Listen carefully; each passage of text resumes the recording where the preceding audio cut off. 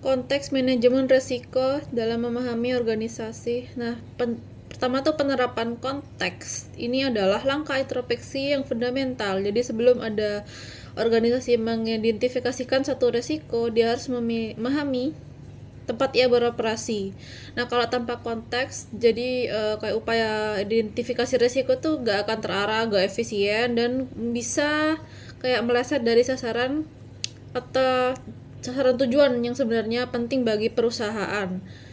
Nah, penerapan konteks ini bertujuan untuk memastikan proses manajemen risiko itu agar selaras dengan arah strategis perusahaan. Ini sesuai dari standar ISO 31000/2018. Jadi konteks manajemen risiko dalam memahami organisasi itu adalah proses introspeksi fundamental untuk menetapkan parameter dasar, terus jadi ruang lingkup dan berperan sebagai aturan permainan sebelum identifikasi risiko dilakukan. Nah, ini proses-proses tadi itu mencakup pemetaan di dalam faktor eksternal, contohnya kayak regulasi dan tren teknologi. Nah, kalau yang faktor internal itu kayak budaya dan kapitalitas. Ini agar memastikan strategi pengelolaan risiko itu bisa selaras dengan tujuan organisasi. Nah, nanti di semua proses ini hasil akhirnya berupa kriteria risiko yang objektif dan menetapkan risk appetite dan risk tolerance yang bisa berfungsi sebagai panduan strategis agar seluruh proses manajemen risiko berjalan efisien, relevan, dan tidak menembak dalam gelap. Oke, lanjut ke penentuan ruang lingkup, konteks, dan kriterianya. Ini ada 3 poin. Yang pertama tuh menentukan ruang lingkup atau scope. Jadi di ruang lingkup ini ada berbagai tingkatan, mulai dari skala luas hingga yang sangat spesifik. Antara lainnya yang pertama tingkat perusahaan atau enterprise level, ini mencakup seluruh aspek di organisasi. Kemudian divisi atau unit bisnis ini fokus di bagian tertentu dalam perusahaan. Kemudian proyek atau program, jadi analisis risiko khusus di untuk inisiatif dan proyek-proyek tertentu. Lanjut ada proses bisnis, ini misal fokus di proses pengadaan barang dan jasa. Terus yang terakhir ada aset tertentu, misalnya fokus pada keamanan pusat data utama. Yang kedua ada penentuan konteks. Jadi setelah ruang lingkup tadi ditetapkan, organisasi harus paham lingkungan tempat ruang lingkup ini bisa beroperasi dengan menganalisis dua faktor utamanya. Yang dari konteks eksternal, jadi mencakup faktor di luar organisasi, contohnya politik, ekonomi, sosial, teknologi, hukum, dan lingkungan, atau PESTEL, serta analisis terhadap pasar, pesaing, dan pelanggan. Nah, lalu ada konteks internal, ini mencakup faktor di dalam organisasi, contohnya visi, misi, strategi, tata kelola, struktur organisasi, budaya, dan kapabilitas sumber daya, dari sumber daya modal, manusia, dan teknologi. Terus yang ketiga ada penentuan kriteria risiko atau risk kriteria.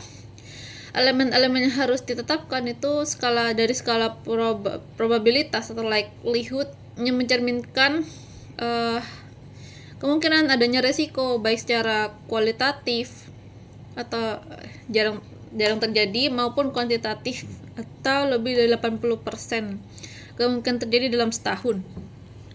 Yang kedua ada skala dampak atau impact. Ini mendefinisikan tingkat keparahan dari konsekuensi risiko di berbagai kategori, contohnya dampak finansial, reputasi, operasional, dan keselamatan. Terus yang terakhir ini ada matris risiko. Ini menetapkan bagaimana kombinasi antara probabilitas dan dampak diterjemahkan ke tingkat risiko keseluruhan. Contohnya rendah, tinggi, atau ekstrim. Selanjutnya, saya akan menjelaskan mengenai analisis konteks internal dan eksternal. Analisis konteks internal dan eksternal adalah proses pemahaman untuk memahami faktor-faktor spesifik yang membentuk lanskap resiko sebuah organisasi. Nah, proses ini merupakan penerapan praktis dari penetapan konteks dan memberikan input vital untuk identifikasi resiko. Tanpa analisis yang cermat terhadap kedua konteks ini, organisasi resiko dapat melewati ancaman dan peluang penting yang dapat memengaruhi tujuannya. Nah, ada analisis konteks eksternal. Beberapa alat analisis yang umum digunakan antara lain yang pertama ada analisis Pesley, yaitu menganalisis faktor-faktor politik, misalnya yaitu stabilitas pemerintah, kebijakan, perdagangan, terus lalu ekonomi, yaitu tingkat inflasi dan pertumbuhan PDB. Nah, yang sosial itu misalnya tren demografi dan gaya hidup. Kalau yang teknologi itu misalnya disrupsi Ivansis. Kalau yang hukum itu atau legal itu misalnya perubahan perundang-undangan ketenaga kerjaan dan lingkungan, yaitu misalnya perubahan iklim dan peraturan lingkungan. Yang kedua, analisis 5 kekuatan Porter, yaitu menganalisis semua struktur persaingan dalam sebuah industri dengan melihat kekuatan tawar pemasok, kekuatan tawar pembeli, ancaman substitusi, ancaman pendatang baru, dan tingkat persaingan di antara pemain yang ada. Yang ketiga ada analisis pemangku kepentingan, yaitu mengidentifikasi pemangku kepentingan eksternal utama, seperti pelanggan, pemasok, regulator, dan komunitas, dan memahami ekspansi serta kekhawatiran mereka. Sedangkan analisis konteks internal, yaitu beberapa area kunci yang dimaksud meliputi yang pertama ada tata kelola dan struktur. Nah, itu bagaimana struktur organisasi, peran, dan tanggung jawab yang didefinisikan. Bagaimana nada di puncak dan budaya perusahaan. Yang kedua ada strategi dan tujuan, yaitu apa tujuan strategis yang ingin dicapai, apa asumsi-asumsi yang mendasari strategi tersebut. Yang ketiga ada kapasitas dan sumber daya. Nah, apakah kekuatan dan kelemahan organisasi dalam hal spesifik, daya manusia atau kompetensi atau keahlian, keuangan, teknologi, dan aset fisik. Yang keempat ada proses dan sistem internal. Nah, itu bagaimana efektivitas dan efisiensi dari proses bisnis inti, seberapa andal sistem informasi yang mereka gunakan. Yang terakhir ada hubungan kontraktual, yaitu apa kewajiban dan hak yang dimiliki organisasi berdasarkan kontrak dengan pihak ketiga. Nah, salah satu yang sering digunakan untuk meringkas hasil analisis konteks internal dan eksternal adalah analisis SWOT. Nah, yang mengidentifikasi kekuatan atau strengths atau kelemahan, peluang, dan ancaman. Kelemahan dan ancaman secara langsung menjadi input yang diidentifikasi resiko. Sementara kekuatan dapat menjadi sumber kapasitas untuk mengelola resiko. Dan peluang dapat menjadi tujuan strategis yang pengejarannya juga akan melibatkan resiko. Selanjutnya ada penetapan risk appetite dan risk tolerance. Nah, penetapan ini adalah proses di mana Dewan Direksi dan Manajemen Senior secara eksplisit mengartikulasi tingkat resiko yang bersedia diterima oleh organisasi dalam mengejar tujuannya. Nah, yang pertama ada penetapan risk appetite, yaitu adalah pernyataan tingkat tinggi bagi yang mendefinisikan jumlah dan jenis resiko yang siap dikejar, dipertahankan, atau diambil oleh organisasi. Nah, proses penetapan ini adalah sebuah dialog strategis yang harus melibatkan dewan dan manajemen puncak. Nah, proses ini biasanya mencakup langkah-langkah berikut. Yang pertama, mengembangkan pertanyaan awal.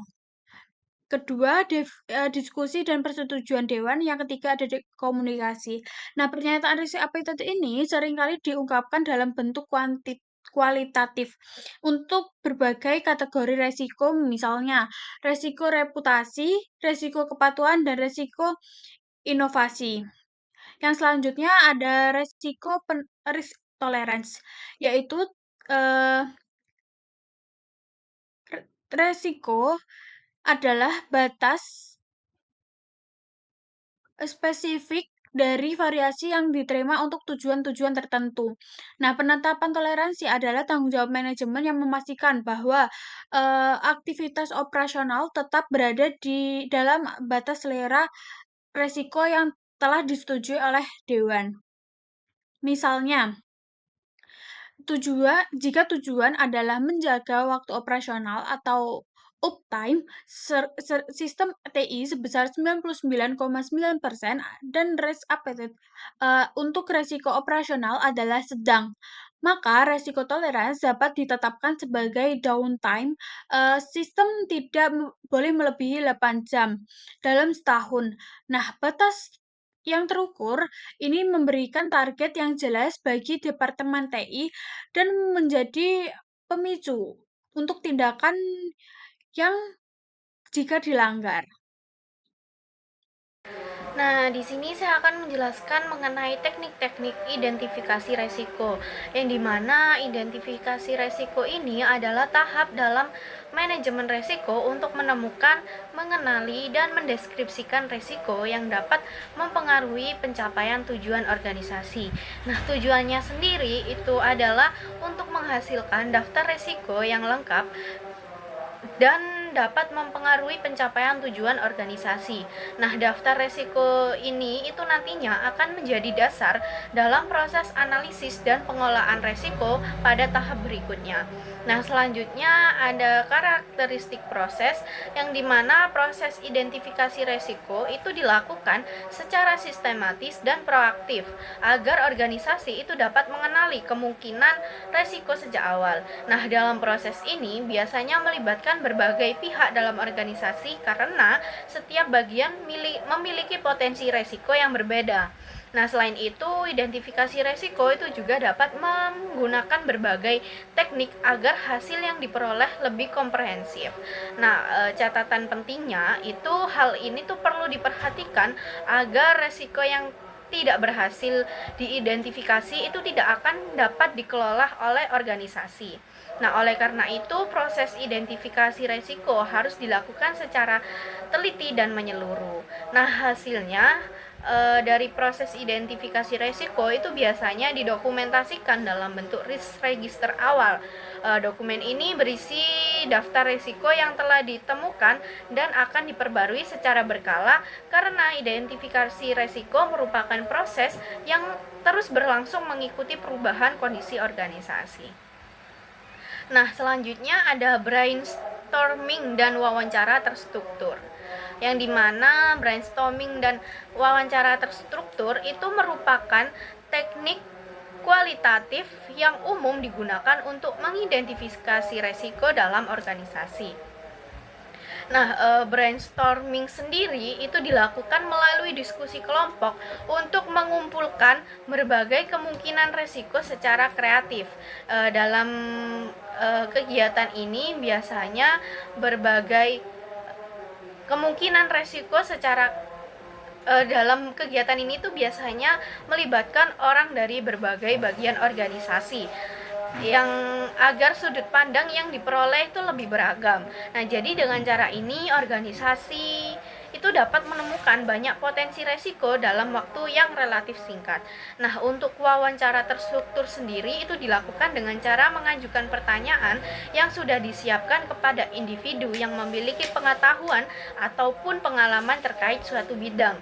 Nah, melalui wawancara ini, organisasi itu dapat menggali informasi yang lebih mendalam mengenai resiko yang mungkin tidak muncul dalam diskusi kelompok. Nah, jadi brainstorming dan wawancara terstruktur itu sering digunakan secara bersamaan agar proses identifikasi resiko menjadi lebih lengkap dan menghasilkan informasi yang lebih komprehensif.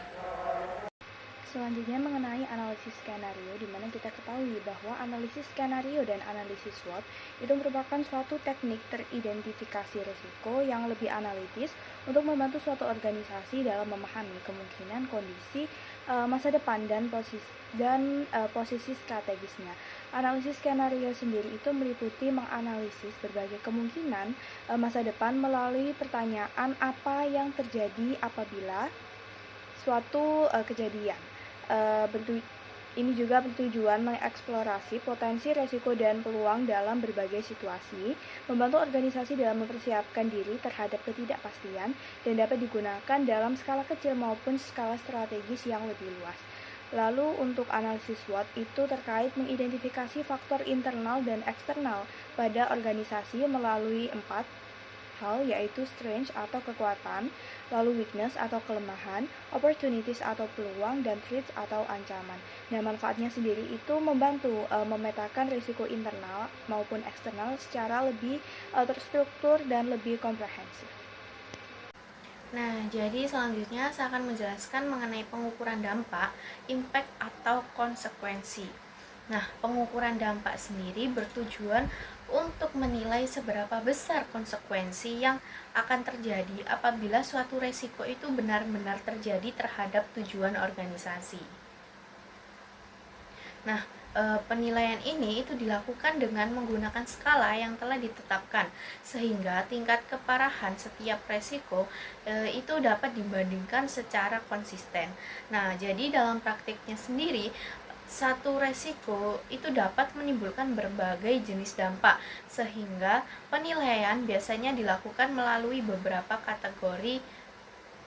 Jadi kategori dampak resiko itu ada 4. Yang pertama ada finansial, yang dimana kerugian moneter seperti penurunan laba atau biaya perbaikan.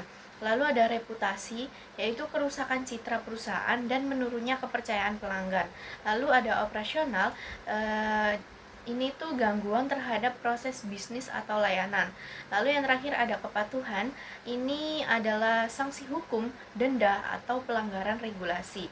Nah, jadi K3L atau yang disebut dengan keselamatan, kesehatan, dan lingkungan merupakan cedera karyawan atau kerusakan lingkungan. Penilaian dampak itu biasanya menggunakan skala 1-5, mulai dari tidak signifikan hingga bencana. Nah, jika satu resiko itu memiliki beberapa dampak, maka tingkat dampak tertinggi yang digunakan dalam penilaian resiko. Nah, jadi slide ini itu menjelaskan tentang pengukuran dampak penilaian resiko. Tujuannya adalah untuk mengetahui seberapa besar konsekuensi yang akan terjadi jika suatu resiko itu benar-benar terjadi. Nah, dampak resiko itu biasanya dilihat dari beberapa aspek seperti finansial, reputasi, operasional, kepatuhan, serta keselamatan dan lingkungan. Nah, biasanya dampak ini tuh dinilai menggunakan skala tertentu. Dan jika satu resiko itu memiliki beberapa dampak, maka yang digunakan adalah tingkat dampak tertinggi. Berikutnya itu review dokumen dan checklist risiko. Nah, review dokumen merupakan teknik identifikasi risiko dengan meninjau berbagai dokumen organisasi untuk menemukan potensi risiko. Nah, dokumen yang biasanya ditinjau itu laporan keuangan, laporan audit, SOP atau standar operasional produsen, kontrak kerjasama, dan juga laporan kejadian atau insiden. Nah, checklist risiko ini adalah daftar yang pertanyaannya yang digunakan untuk membantu organisasi mengidentifikasi risiko secara sistematis. Berikut yaitu penilaian risiko kualitatif, yaitu penilaian metode untuk menilai tingkat risiko berdasarkan kategori atau skala tertentu, bukan menggunakan angka perhitungannya yang kompleks. Nah, tujuan penilaian risiko ini yaitu untuk mengetahui tingkat risiko yang mungkin terjadi, menentukan prioritas penanganan risiko, dan juga membantu pengembalian keputusan manajemen. Biasanya itu menggunakan kategori seperti rendah, sedang, dan juga tinggi. Berikutnya pengukuran probabilitas, yaitu kemungkinan suatu risiko terjadi dalam suatu periode tertentu.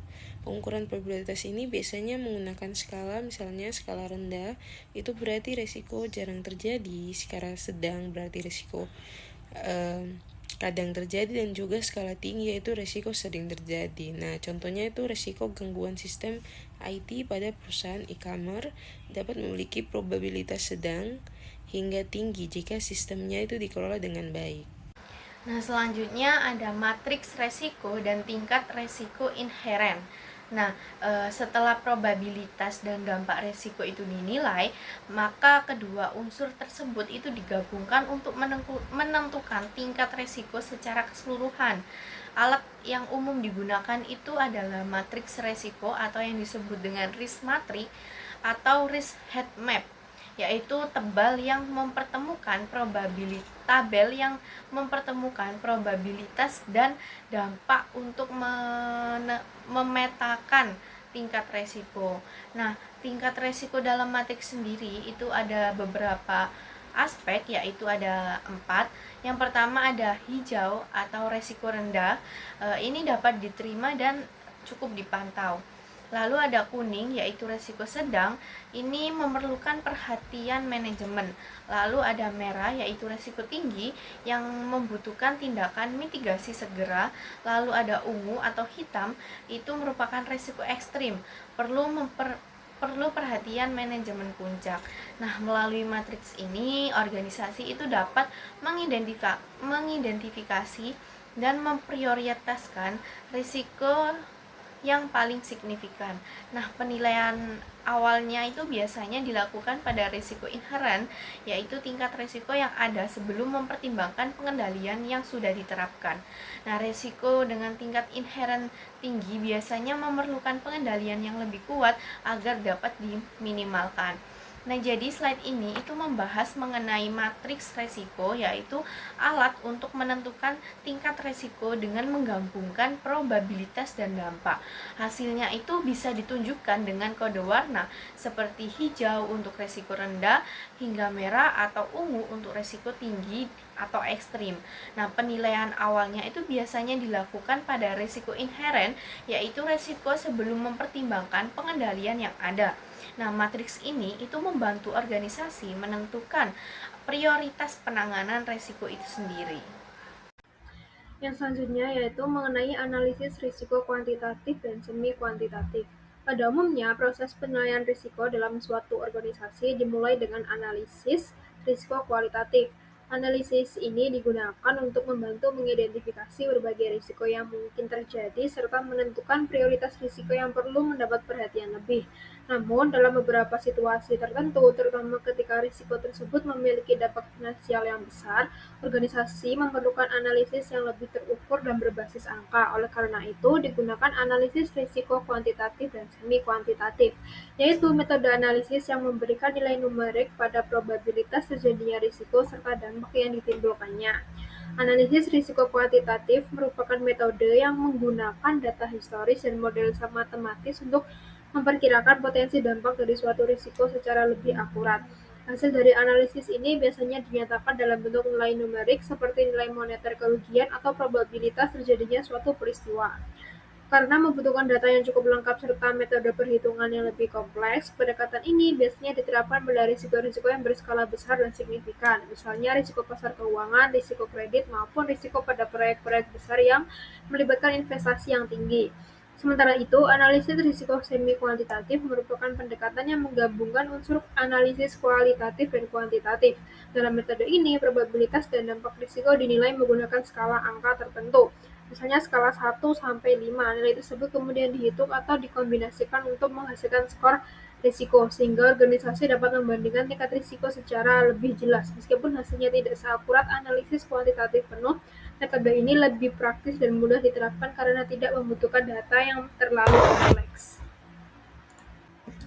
Selanjutnya, yaitu terdapat keuntungan serta keterbatasan. Salah satu keuntungan utama dari analisis risiko kuantitatif adalah kemampuannya untuk menyajikan risiko dalam bentuk nilai finansial atau uang. Hal ini membuat risiko lebih mudah dipahami oleh manajemen dan para pengambil keputusan dalam organisasi. Dengan adanya informasi dalam bentuk angka, perusahaan dapat melakukan analisis biaya dan manfaat untuk menentukan apakah suatu tindakan mitigasi risiko layak dilakukan atau tidak. Selain itu, analisis ini juga membantu organisasi dalam menentukan alokasi sumber daya dan investasi yang diperlukan untuk mengurangi dampak risiko. Namun demikian, analisis kuantitatif juga memiliki beberapa keterbatasan. Tidak semua jenis risiko dapat dihitung secara numerik, terutama risiko yang bersifat tidak berwujud, seperti risiko reputasi atau citra perusahaan. Selain itu, hasil analisis juga sangat bergantung pada kualitas data dan asumsi yang digunakan. Jika data yang digunakan tidak akurat atau asumsi yang dibuat kurang tepat, maka hasil analisis dapat memberikan gambaran yang menyesatkan. Dalam praktiknya, banyak organisasi menggunakan kombinasi beberapa metode analisis risiko. Biasanya, analisis kualitatif digunakan sebagai tahap awal untuk mengidentifikasi seluruh risiko yang mungkin terjadi.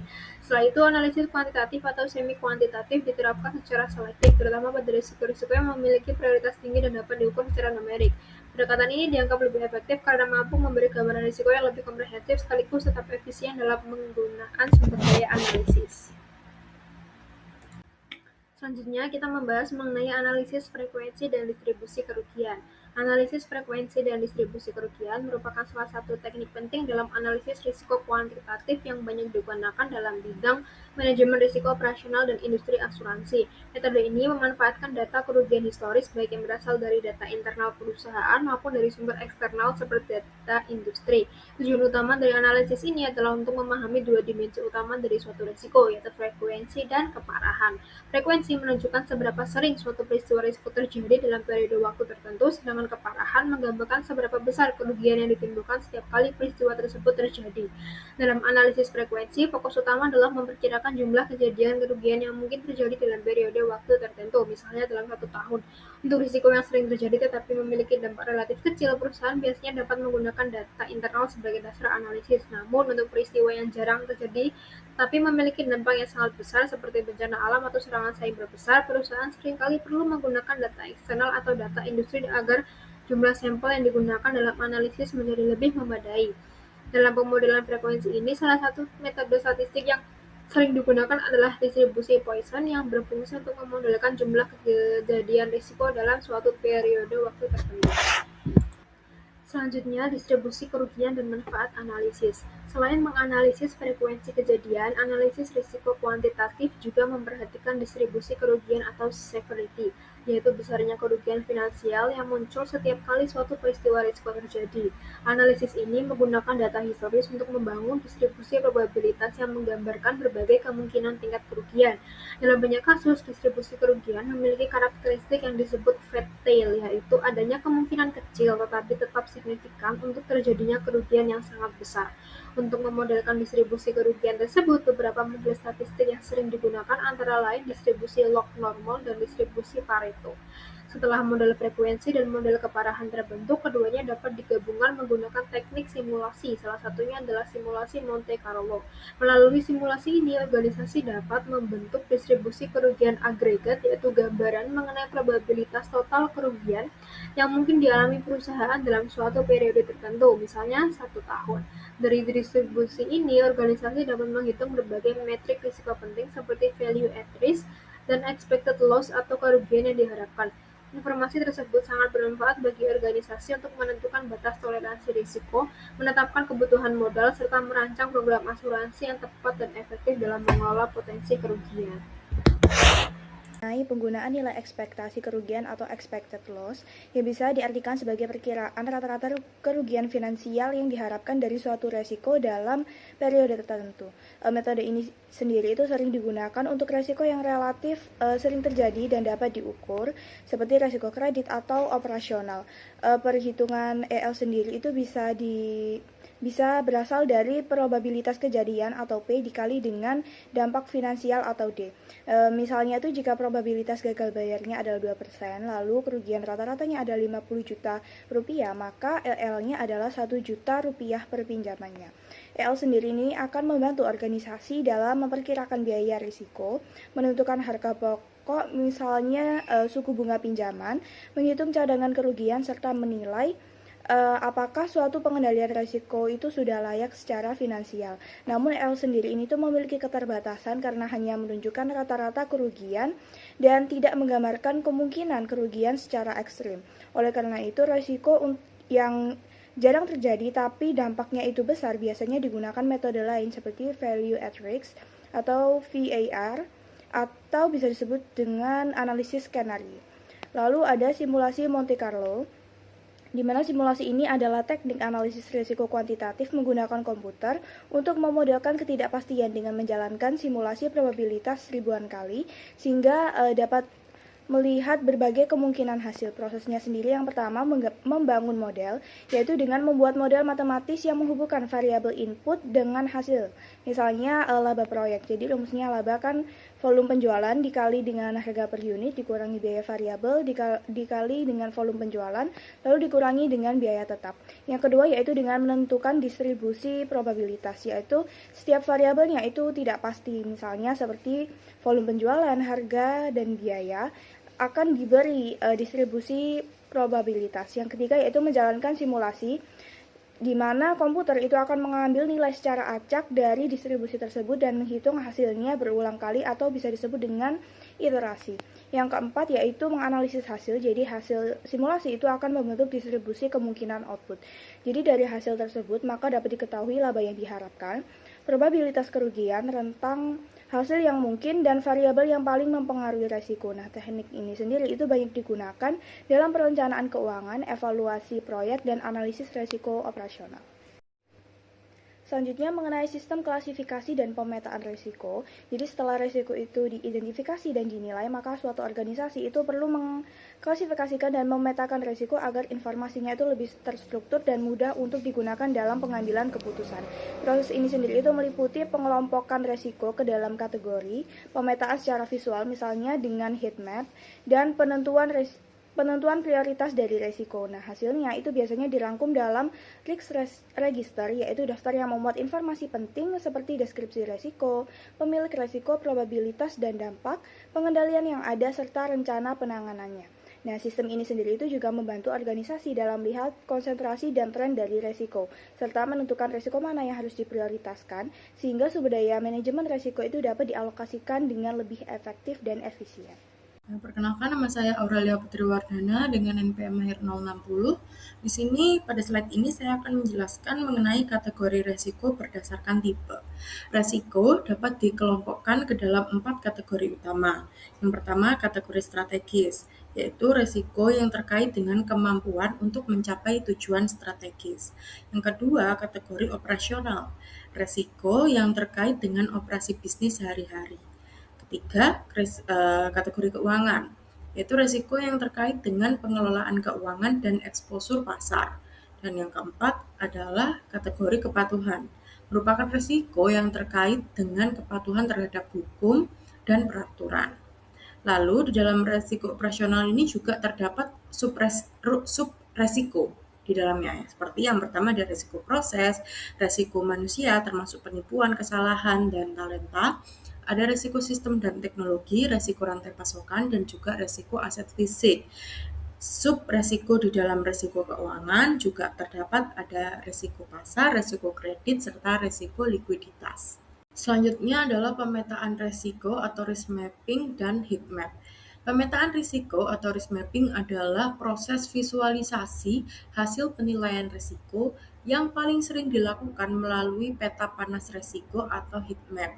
Heat map adalah representasi grafis dari matriks risiko.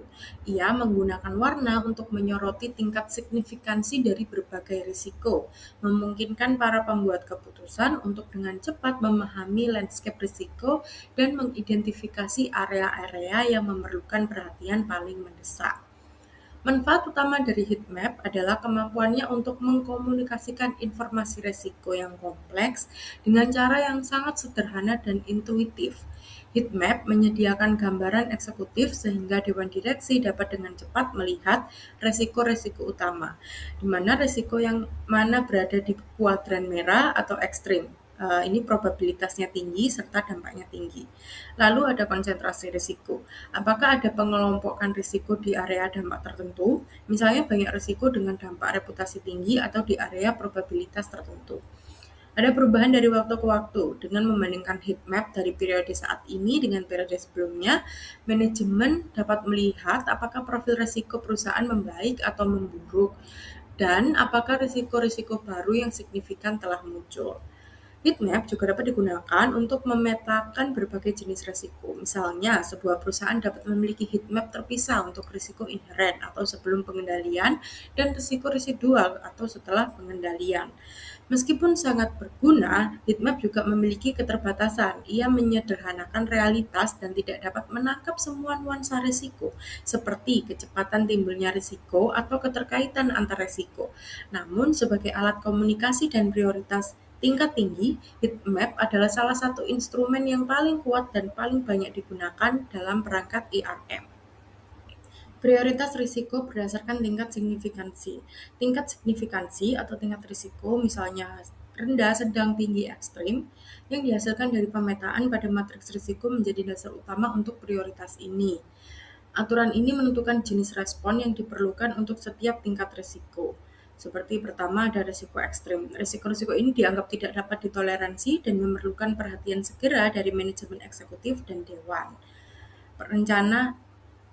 perlakuan resiko harus dikembangkan dan diimplementasikan sesegera mungkin.